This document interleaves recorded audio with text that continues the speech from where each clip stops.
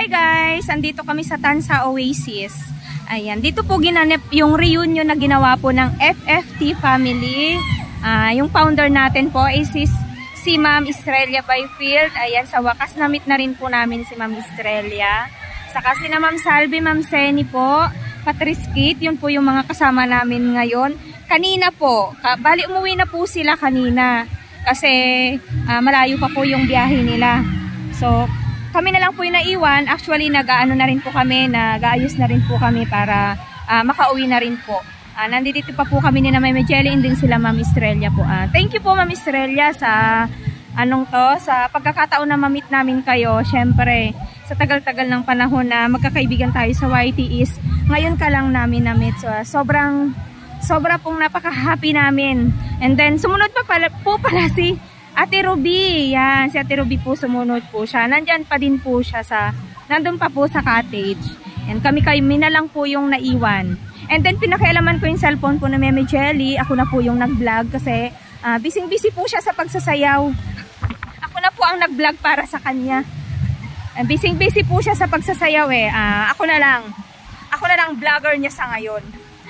Ayan, ayun po sila, sila Ma'am Estrella and then si Ma'am LB po, yung friend niya po, and then ayun po sila.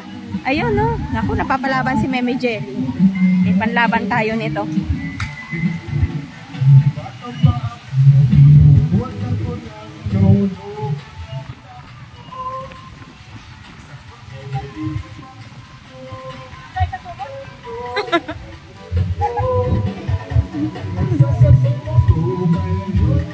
Ayan po, napapalaban po si Meme Jelly kay Ma'am LB. Ay, kay Ma'am LB.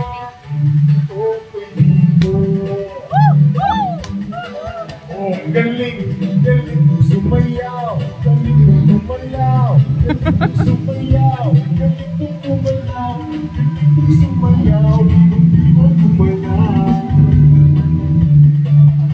Si Manay Ruby, busy sa pagbuha ng saka si Ma'am Estrella. Oh, pagod! Pagod!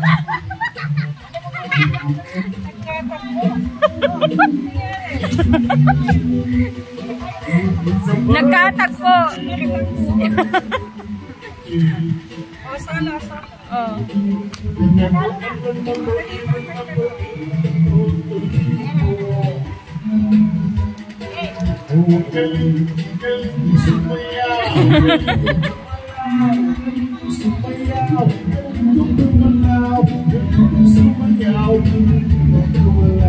Yan, sige, maglaban kayo ngayon.